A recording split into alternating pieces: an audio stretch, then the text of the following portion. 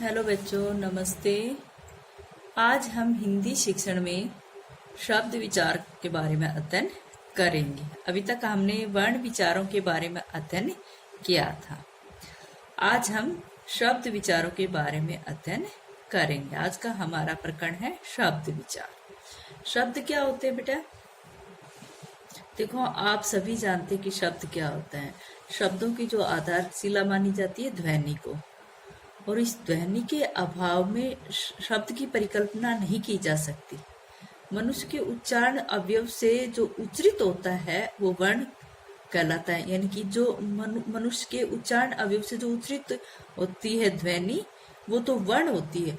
और उन वर्णों का जो लिखित रूप होता है वो वर्ण होता है, लगा लो। लेकिन वो ध्वनि चिन्ह जो है उनके संकेत होते हैं। ठीक है। अब आता है कि शब्द किसे कहते हैं।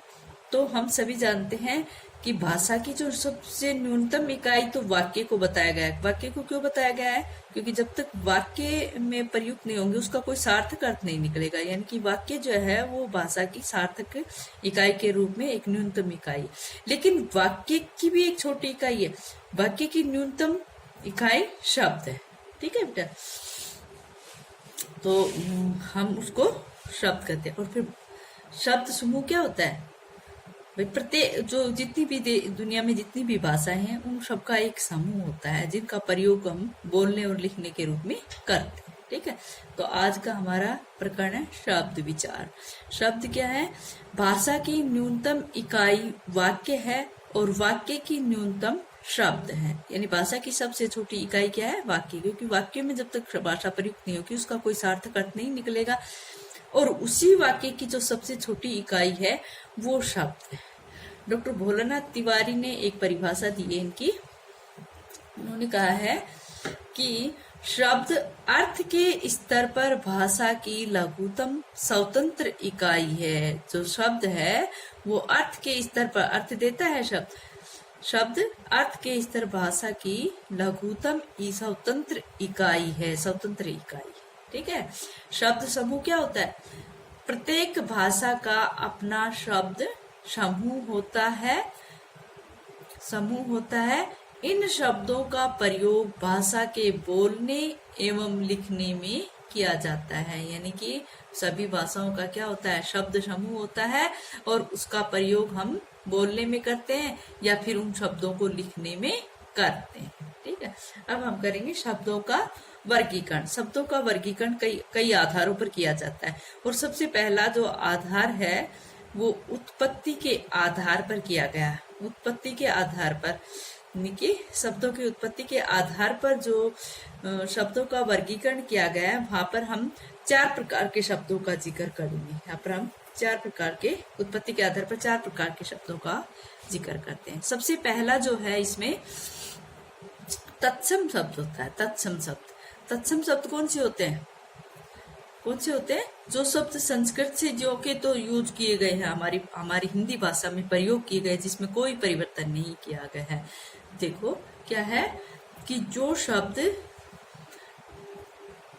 तत्सम शब्द कहलाते हैं।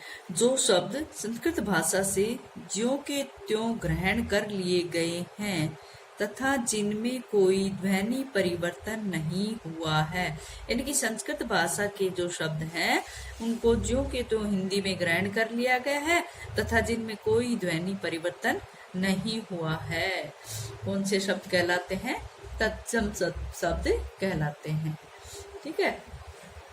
जैसे राजा, बालक, हरि, कपि, लता, धेनु, इस तरह के बहुत से शब्द जो हैं वो हमारी संस्कृत भाषा से सीधे ही तत्सम, यानी कि यहाँ पर तत् प्लस सम है तो सम के मतलब समान, या तत् यहाँ संस्कृत के लिए, संस्कृत के समान उन शब्दों का यू प्रयोग किया गया है तो वो तत्सम शब्द कहलाते हैं।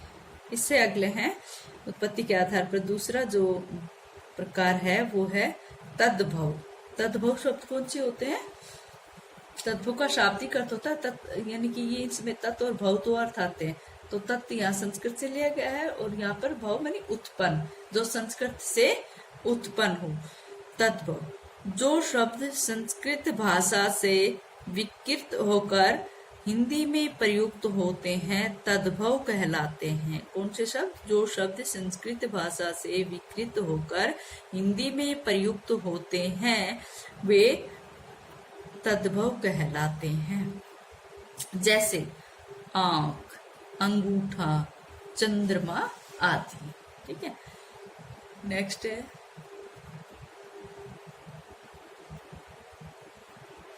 आगे है तीसरा जो प्रकार है वो है देशज शब्द। देशज शब्द यानी कि अपने आप ही शाब्दिक अर्थ में देखा कि देशज शब्द कौन से होते हैं?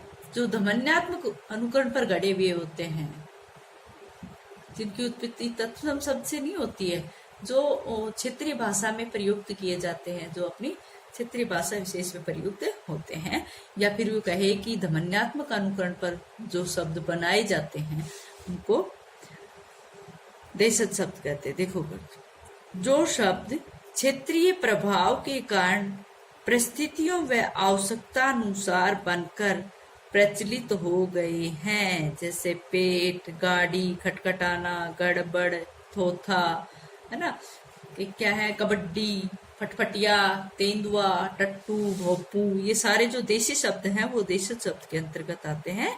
इनके क्षेत्रीय प्रभाव के कारण या फिर धमन्यात्मक अनुकरण के कारण जो शब्द बनाए जाते हैं उनको देशज शब्द कहते हैं। इनमें सारे जो गड़गड़िया, खटखटिया, जो भी शब्द आते हैं, फटफटिया, भोपू, तेंदुआ, वो सारे किसमें आते हैं? देशज शब्द के अंतर्गत आते हैं।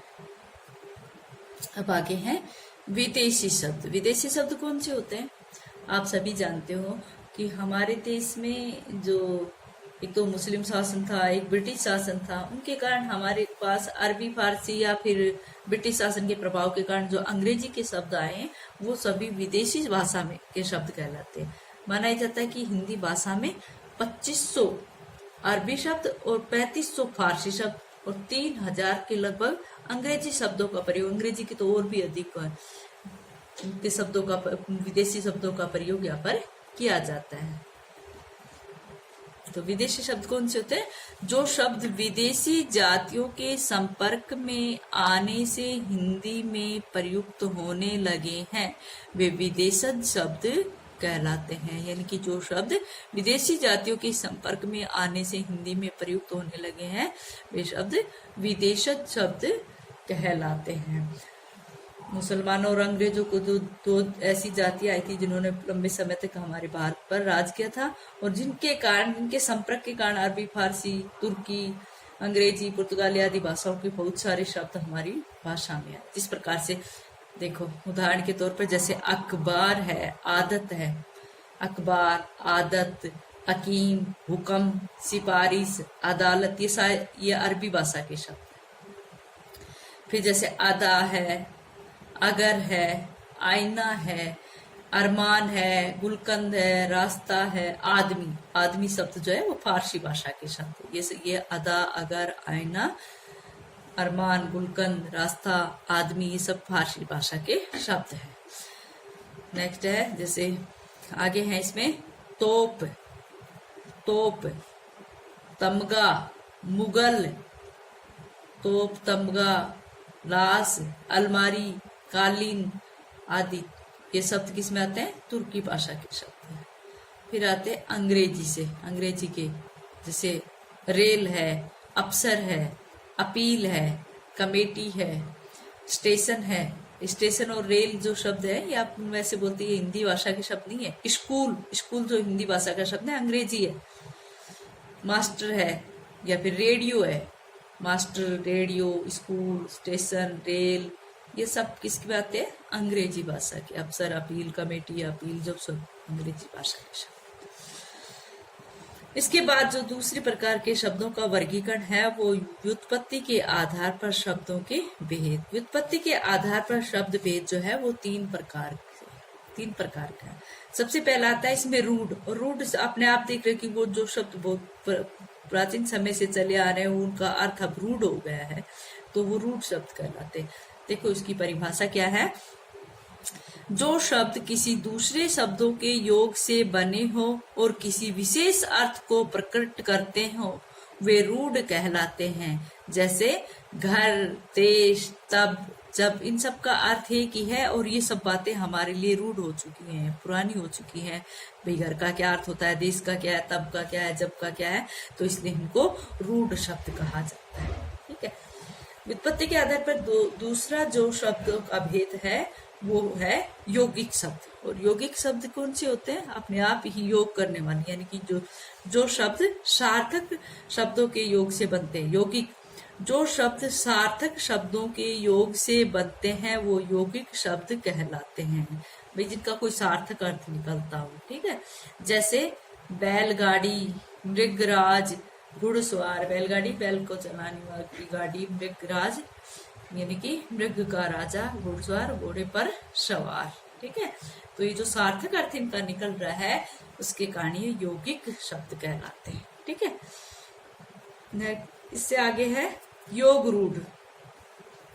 जो शब्द यौगिक होते हुए भी किसी विशेष अर्थ का बोध कराते हैं। यौगिक तो है, दो शब्दों के मेल से तो बने, दो सार्थक शब्दों के मेल से बने, लेकिन फिर भी किसी विशेष अर्थ का यानी कि किसी तीसरे अर्थ का भी बोध करवाते हैं, वे योग रूढ़ शब्द कहलाते हैं। जैसे कौन से? जैसे पहला है इसमें दशानन। दशानन, 10 है आनन जिसके। किसके हैं 10 आनन? किसके हैं? रावण के। यानी कि 10 है आनन, 10 आनन होता है मुख के लिए, दशानन, 10 है आनन जिसके। ठीक है। तो 10 ये जो अपने वैसे ये बहुव्रीहि समास में भी आता है, दशानन, गजानन, चंद्रमौली, ये सब किस में आते हैं? चतुर्भुज, ये सब इसी में आते हैं। इसमें आते हैं, बहुव्रीहि समास में आते हैं। तो देखो दशानन, 10 है आनंद जिसके, ये जोड़ तो हो रहा है लेकिन किसी अन्य अर्थ का बोध दिला रहे हैं, यानी कि यहाँ पर ये किसके लिए प्रयुक्त हुआ है? रावण के लिए। गजानन, गज के समान मुख वाले। गज किसके लिए हुआ है? हाथी के लिए। के समान मुख वाला यानी कि गणेश जी। और इसका क्या होता है? दशानन जिसके, रावण। ठीक है। अच्छा बच्चों, आज इतना ही।